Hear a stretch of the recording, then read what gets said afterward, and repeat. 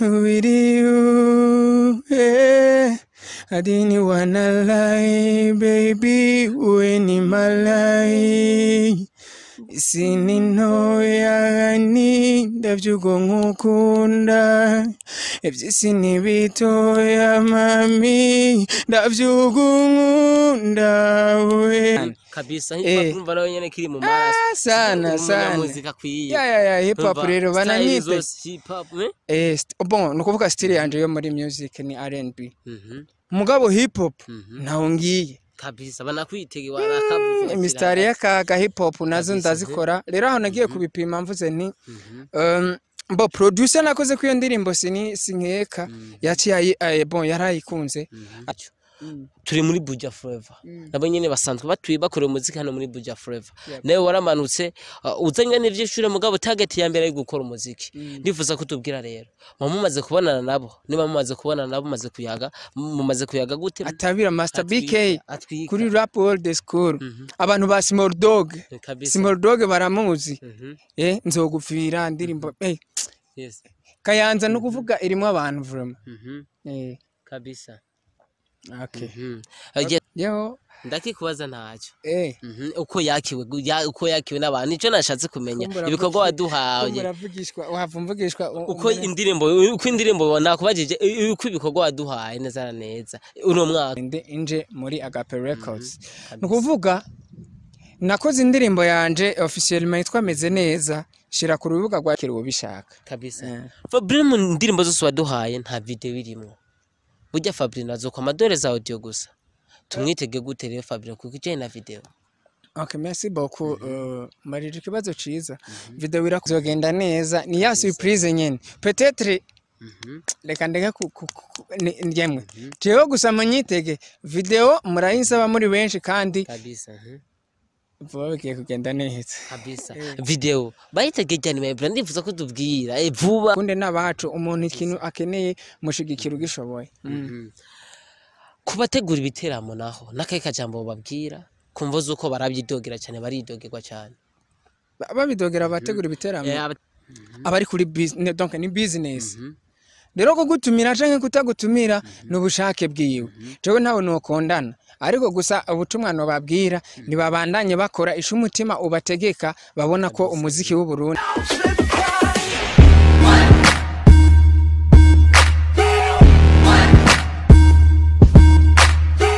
Yes my people mumeze gute murakomenye ni Ardo Promoter ekiba mushu Misa Konese Arias Noir Afrique enfant noir ambassadeur mpuza ndabidadanore Misa Kampinzani Ben Camera Siri Master yes nize kuri kurambona uko bimeze turashane mu Buja Fleva no twibereye ni Ardo Promoter ngona genda bikubwa nize kuri kurabona o turi kumwe imbere za kamera no suwundi ni mu star ndakubwiye umusamba ndakubwiye karo muririmbye bikora fresh hano muri Buja Fleva ni muri music ni Faprino niwe tubwira tuganire ariko nyihanganire uko sound sohoka yes simeze neza ariko turagerageza fightinga yes Faprino mze umeze neza my brother namahoro papa uraho yego ni sawa kabisa ndagusaba musaba kuzwe kwa dukurikirana kuri Iciza TV merci I say hello my people ndibaza mumeze neza boje ku ruhande rwanje meze neza ndanabatumira kutwitabira cyane cyane muri interview mubandanye mugumane natwe tugiye gubumbum kabisa yes kubata muziro Fabrino burya ninde Fabrino ndo muririmbyi w'umurundi kabisa mfise indirimbo zibiri kuri account yanje ya YouTube yitwa Meze Neza nitwa Nihenze mbere ko tuyaga ibindi ndifuza ko duca kuri Meze Neza gatoya hama duce tugenda kuri Nihenze ndameze neza with you I didn't wanna lie baby when in my life sinino yani ndavyugo ngukunda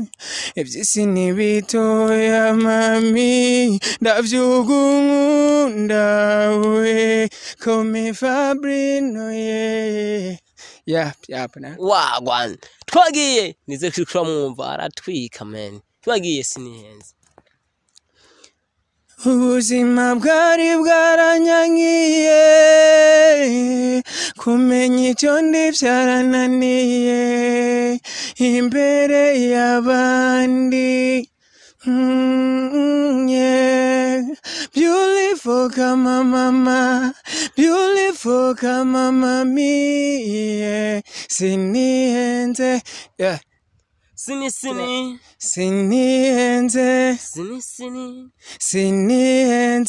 yeah. Baby, oh yeah, sinihenze.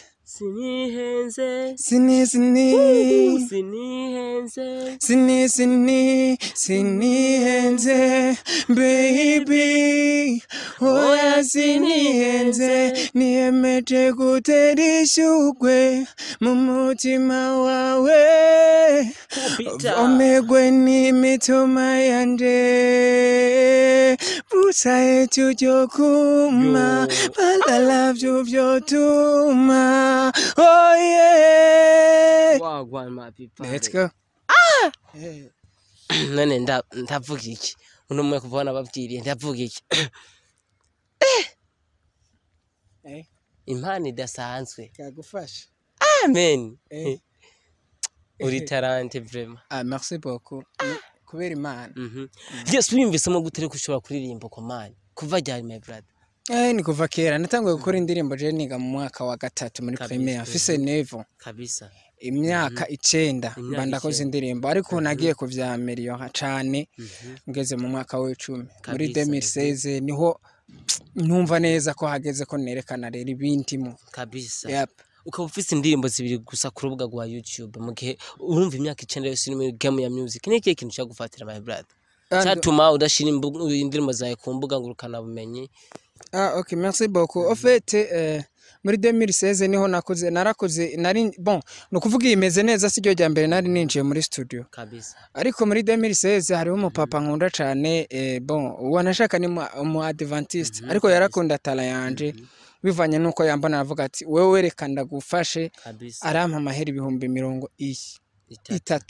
30,000 ama 30,000 ngo nje gukora indirimbo cyandagenda ndayikorana n'umuhungu w'umugenzi yitwa Falabi turayikora indirimbo yitwa Sinkeka yarakunzwe ruguru nari nkiri mu Kayanza yarakunzwe indirimbo ndabona ko kabisa bigiye kugenda neza cambaza ndahagarika kuko nari mfise gahunda yo kuza kwiga ini Bujumbura kandi nashaka kwiga kaminuza kabisa. Icyatumye renda bigera ko navuze nti sinobandanya nkora umuziki bizohava bimpagarika kuko umuziki rimwe na rimwe hari ukuntu ukuri mwura ukunda cyane ukumva umenga nta kindi kintu na kimwe wokora ariko ndavuga nti no manuka Bujumbura hakirikare bihava bingora nkasanga ndinjiye mu muziki cyane ya kaminuza yani ko narabikunda franchement ndavuga nti reka mbanze ntenyenye gato kuko gukorera umuziki tuvyemeranye gukorera umuziki ruguru biragoye bon ntabwo vyoroshe nene narabona ko gukorera umuziki ruguru bitaza kunyorohera candamira nko hagarika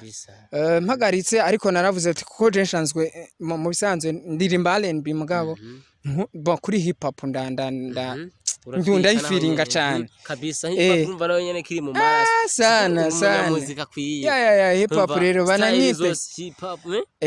bon nukuvuga style yanje yo muri music ni R&B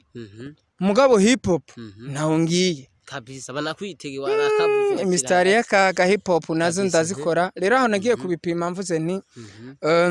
bo producer nakoze ku iyo ndirimbo Sinkeka yaciye bon yarayikunze araduha aga promotion bon kindirimbo yitwa Nyarucari ya hip hop kabisa.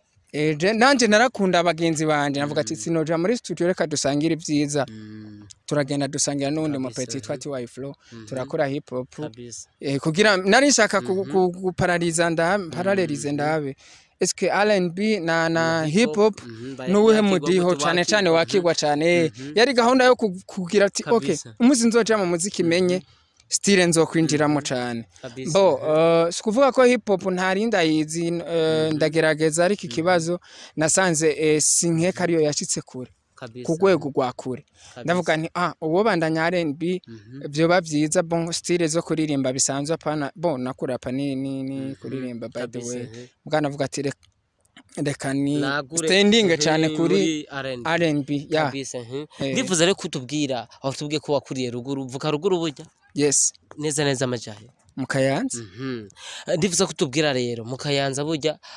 abavyeyi ba ruguru canke bo mu mpinga itandukanye mu ma interieur n'ahandi usanga badakunda cyane umuziki ndifuza kutubwira rero abavyeyi bakwakiye gute maze kumva ugiye mu muziki my brother yewe abafana banje ba mbere mfise mama kabisa abo tuvukana na famille muri rusange ijya famille élargie tuyibona bo n'abafana banje baranshigikiye cyane barabikunda n'ivyo abantu bavuga ntibitaho kuko barabona ko ofete jewe niga kubera umuziki ari abantu baheba kubera bo bagaheba nko kwishuri kubera umuziki mugaje nanje niga kubera umuziki iga kubera umuziki rero umuvyeyi akunda kubabara muri muziki mu gihe abona ko muri uwo muziki hari intumbero wewe ashaka uzohafuta akazi nanje ngerageza intumbero yiwanje ndayikorereko n'intumbero y'abavyeyi zose zigende neza mukayanza hari abaririmbyi novuga ko benshi bamaze gufatisha ngaha mu gihugu cyacu turi muri Buja Fleva nabo nyene basanzwe batuye bakorera umuziki hano muri Buja Fleva nawe waramanutse uzanye n'ivyishure mugabo target ya mbere ari gukora umuziki ndifuza kutubwira rero mumaze kubonana nabo niba mumaze kubonana nabo mumaze kuyaga gute maze gushika kubiki avuga abaririmbyi abaye kwanza abaririmbyi bava mu Kayanza turahora tubumva ndetse turabazi ba B-Face ba D1 baramaze gufatisha mu buryo butandukanye haramo uramara kubereka impano yawe bakakubona yap ego nka B-Face wewe B-Face n'umuntu bon turi hafi cyane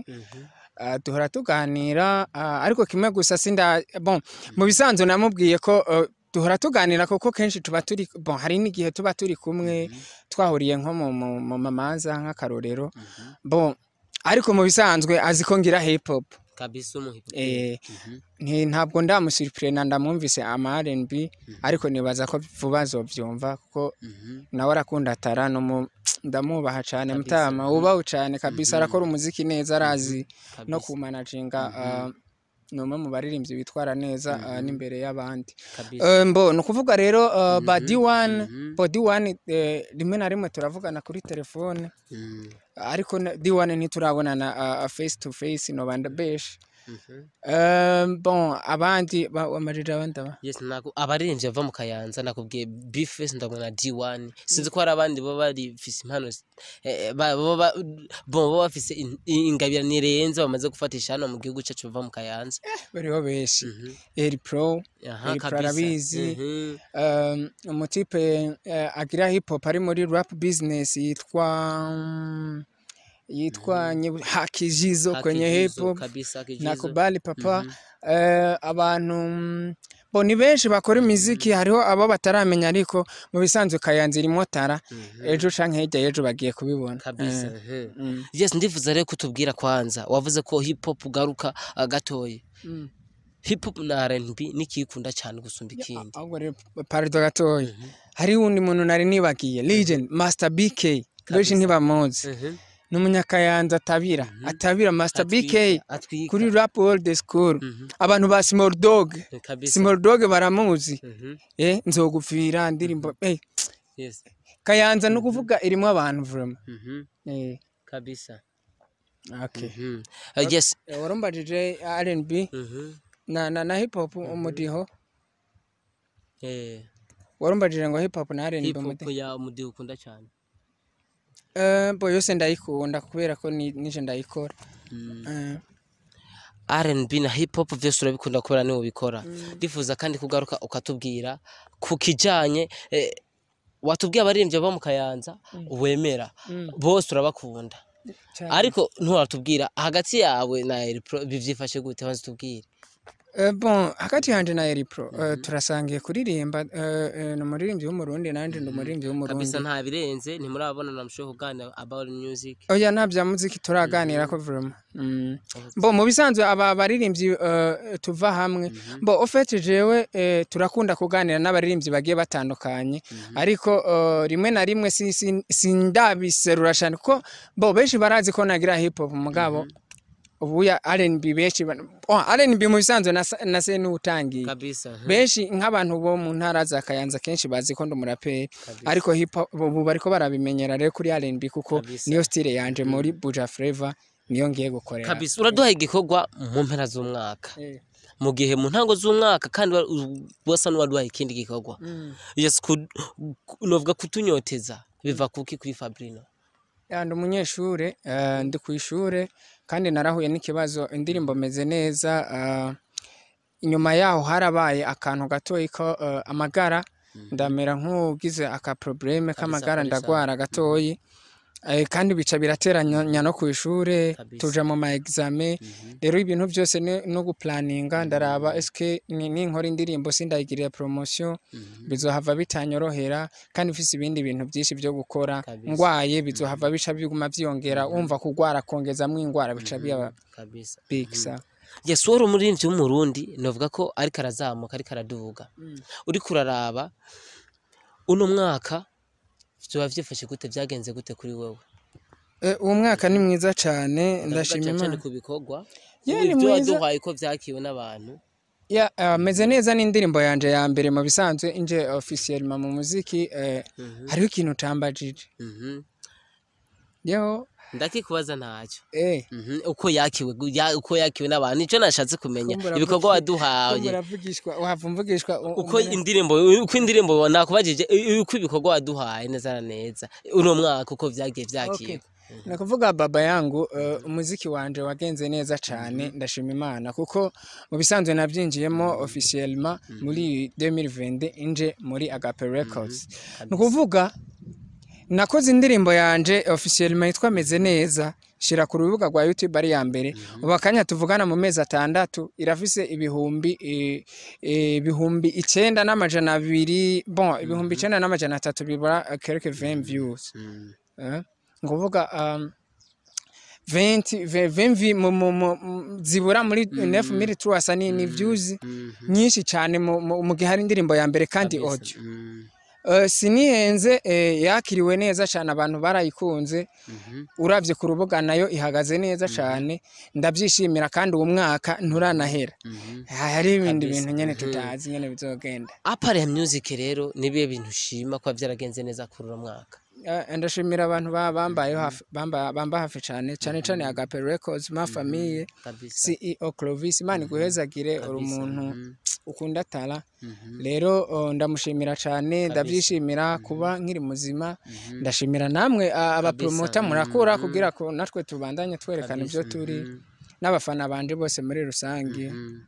kabisa yes uraduha igikorwa dusa n'abasozera umwaka twitege kuzomubona Faprino mu mwaka n'umuvuduko udasanzwe tumwitege gutere ku mwaka utangura Faprino mu mwaka utangura kubera ko ubu yasanze bon musanzwe je niga kaminuza ubu yabe turi muri detente nukuvuga iyi detente na ikoresheje cyane stock imeze uko ntawomenya iyi 2020 ingene kabisa umuziki wanje uzobuhagaze ni surprise nta umenye ingene izocangura 2023 mugabo munyitege ngiye gukora akantu muzobona ko mushigikira ubishaka kabisa Faprino mu ndirimbo zose waduhaye nta video irimo burya Faprino azokwa amadore za audio gusa tumwitege gute rero Faprino kuko ije na video okay merci beaucoup marije kibazo ciza video irakunda kutugora abaririmbyi tuba turiko turatangura mugabo Imana iravyumva mbo abafana benshi baramaze kuyisaba vraiment baransaba video kandi Imana inshallah bizogenda neza ni ya surprise nyene peut-être reka ndeka njemwe jewe gusa munyitege video murayisaba muri benshi kandi kabisa vuba bigiye kugenda neza kabisa video bayitegeje ni mebra ndifuza ko tubwira vuba ryari surprise bro ni surprise vraiment mbabarire kabisa ibe surprise kubera ko bo kugenda uvuga ibintu en fait hari ibintu bavuga mu gifaransa que l'homme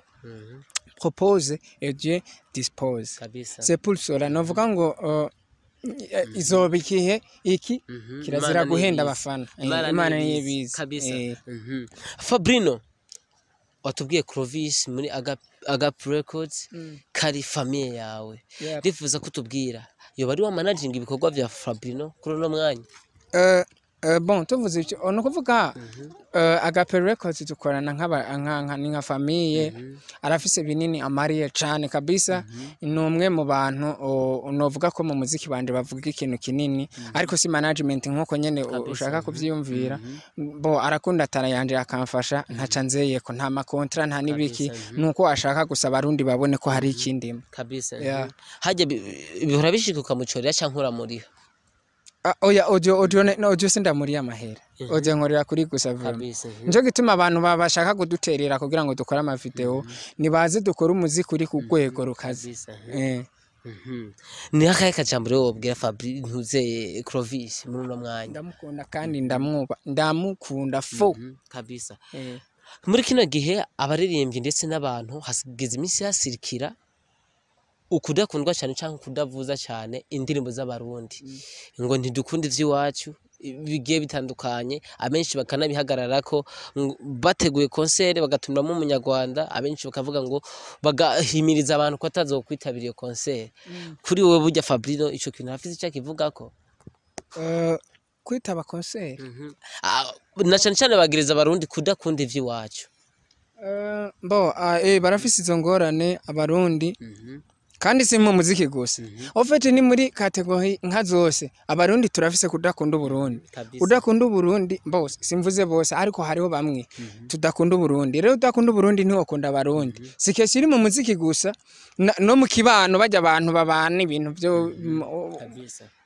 turacafise ako kantu ko kutumva yuko turyoherewe bagenzi bacu ico rero ni cahera no mu muziki bizogenda neza kuko probleme ntiri mu muziki gusa probleme iri mu barundi dutahure ko turi bamwe dukunda igihugu cacu dukunde n'abacu umuntu ikintu akeneye mushigikira ugishoboye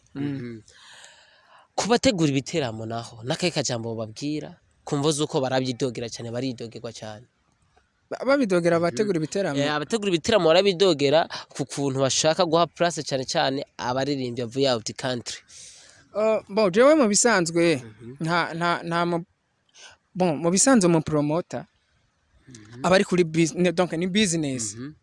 rero ko gutumira canke kutagutumira n'ubushake bwiwe jewe ntawe nokondana ariko gusa ubutumwa no babwira nibabandanye bakora isho umutima ubategeka babona ko umuziki w'u Burundi wogera ku ntego bashira imbere ibyabo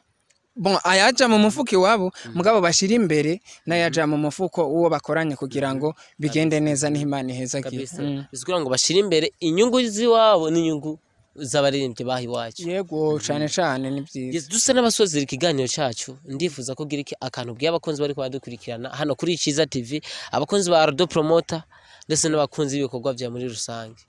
abantu mudukurikiranye ndabashimiye mwihanganye mwadukomeje biratuma natwe tubona ko dufise aho tugana hanyuma ndabakunda ico ndabasaba no kugenda kuri réseaux sociaux mwandika Faprino Burundi kuri YouTube ubunyene ndabinginza abantu muri ngaha twagiye kuri chaîne wandika Faprino Burundi indirimbo yanje ni meze neza na sinihenze niyo shasha kuri Instagram Faprino Burundi no kuri Facebook Faprino Burundi muheza kigwe kabisa yes nanje reka ndagushimira kuri kano kanya gato mushoye kuduha merci beaucoup Imana igukomeze na kabisa cyane akira bitano rero manu bibike neza cyo ndagutanga bitano sawa kabisa kabisa reka ndagushimire nawe waheze urimo urabana natwe ndakwibutsa ko ari kumwe na Radio Promoter ekeba masho Mr Konese alias Noir Afrique enfant noir ambassador umuhoza ndabidadanure ndagushimira nawe wahereye hagati kino kiganiro ariko kagisozera bien camera turi kumwe n'umusaza Siri Master turacari muri Buja Fleva Bujumbura.